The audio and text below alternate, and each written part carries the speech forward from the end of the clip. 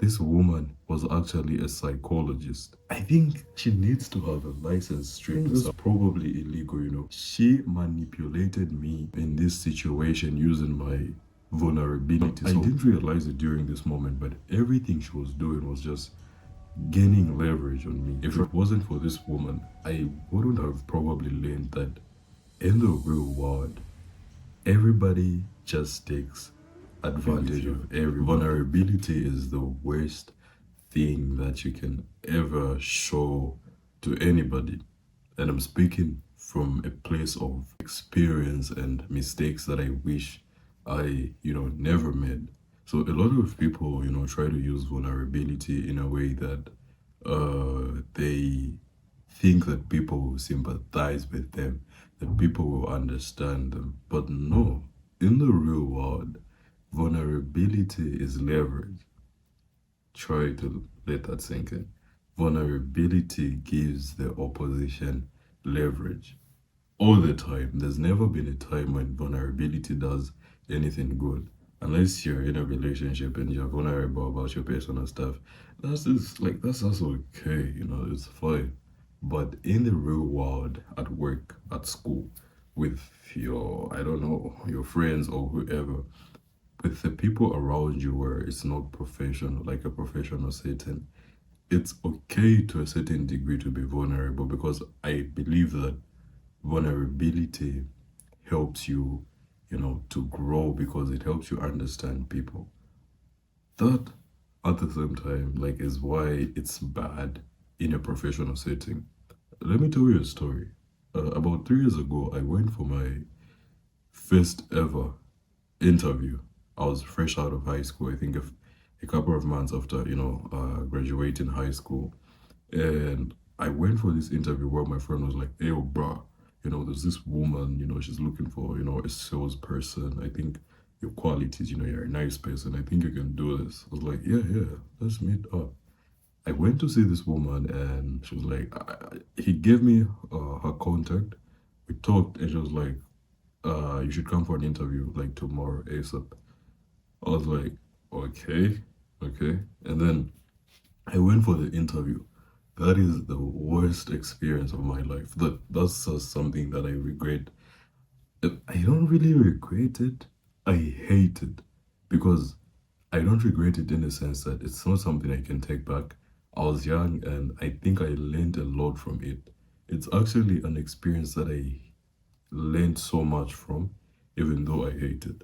This is why I tell people you need to fail in life to learn the best of lessons. And so when I went for this interview, this woman was like, how I'm being, I'm applying for the position of a salesperson, and she's the first thing she's like, "Hi, how are you doing?"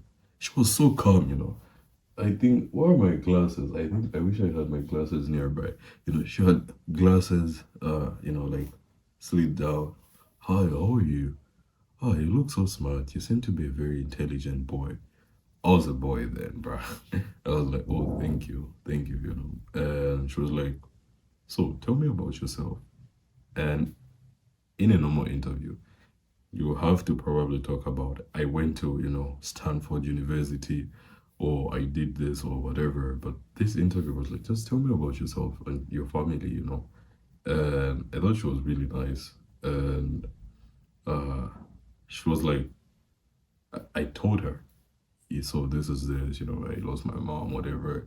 It got so personal. It felt like, therapy, like the worst kind of therapy where like you don't really want to share the things that she's making me share. Like I don't want to share these things, but it's like it's either this or you lose your job. So like, tell me about your dad. I was like, I don't want to talk about that. And she put me in a position where it felt like, well, you have to tell me. I didn't really understand what was going on at first. And not until I worked for her for some months did I get to realize that this woman was actually a psychologist. I think she needs to have a license stripped or something because, dude, I think that's probably illegal. She manipulated me, in this situation using my vulnerability so much that I She started using, I didn't realize it during this moment, but everything she was doing was just gaining leverage on me, trying to understand my background. And once I worked for her, and during this time, a lot of people applied for like different positions, and I became like her main assistant and salesperson, like a person who was literally like overseeing the whole thing in only like 2 or 3 months. And when other people were coming to like apply for positions and they're coming for interviews, I had realized what was going on. After having worked with her, I was like, no, bro, don't do it. Don't say anything personal. And I learned so much about human psychology from that woman. It's, I have learned to appreciate the bad experiences in my life, the bad experiences that I've gone through, because I think they shaped me to be the person that I am today. If it wasn't for this woman, I wouldn't have probably learned that in the real world, everybody just takes advantage of everybody. It's up to you to know who to take advantage of. That's just the sad reality. That's just how the world works. I'm not saying you should go out there and be horrible people, but it's like the 48, laws of power. Even though I've never read them, one of the things I think somebody said is it's not for you to use them, it's for you to know if somebody's trying to use them on you, if somebody's trying to do some certain thing to you. And I think that's my situation. This woman, manipulated me, used my vulnerability. I thought, all along, I thought if you're being vulnerable with somebody, they build up that, sympathy, they sympathize with you. It's like I thought being vulnerable with somebody puts them in your shoes in a way that they start to imagine themselves as going through the things that you go through. But a lot of people who know how life works, they just won't even fit your shoes. Like they'll just get that and use it as leverage. So when it came to me, negotiating the salary, she was like, "This is how much I'll give you." She, I knew the person who was working there before I went. He was going to university. He was getting twice the amount that she offered me. And I mentioned it. She was like, "Nah, we're not ready to give out that money." She suddenly became arrogant in the conversation. I was like, "Whoa," and everything. I was like, "Wow." I was like, "Okay," because I wasn't doing anything. So I was like, I mean, you have to start somewhere. I've never been against the idea of, just starting where you don't want to be, like you just have to start sometimes. Even it means Even if it means you being unhappy with what you're doing, as long as you want to start something, a body at rest stays at rest. Not until you apply some sort of pressure do you get to have some sort of momentum that, spreads out throughout your life. So, vulnerability is something that I like hate. I wish I could curse, because it's like vulnerability just gives people leverage. I remember when I asked for a day off at the same job, like I want to apply for, university, time is running out. I want to go to uni. And this woman was like, I don't care. Like, this is, you need to put my job first. There are a lot of customers. I was so shook. She was like, you need to choose between this job or the thing that you're doing. She literally fired me simply because I wanted to. I asked for a day off. I had never missed work, sick or not. There are times when I almost fainted. I actually talked about it in my other videos. Also, could you please consider subscribing to my channel? It would mean a lot because I've never really asked anyone to subscribe to my channel. This is actually the first time I'm doing it, but I just think that it would mean a lot to me. Anyways, do not be vulnerable. It doesn't really help you. No matter how desperate you are in a situation, even if your life depends on this job, desperation, vulnerability is not the way forward.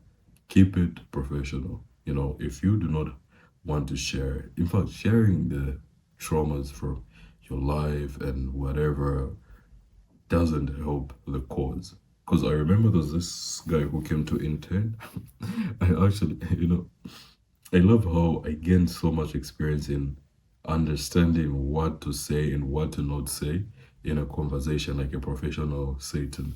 I remember this guy came to interview for this job, uh, and she was interviewing him.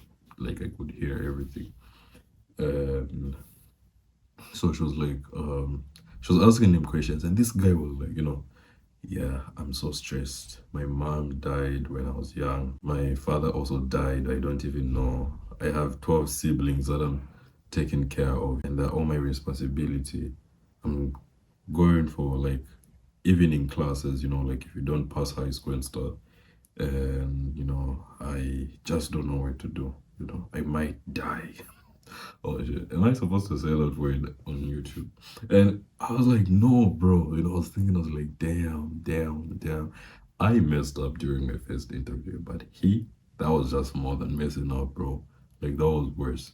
So I just felt so bad for him. And everything he said, I literally knew that she's not going to hire this guy. And then she came to me, she was like, nah, there's no way this guy can work for me. He has so much going on. We deal with money here, and I just can't trust him with that. People don't care about the things that mean the most to you. I learned that the hard way. Telling somebody that I want to apply for university and making me choose between the job and my whole career. That was crazy. That was crazy. So vulnerability is something that I think is not worthy to share when it comes to professional settings, because the thing that you want to have in your professional world is leverage, and vulnerability just kind of takes that away from you.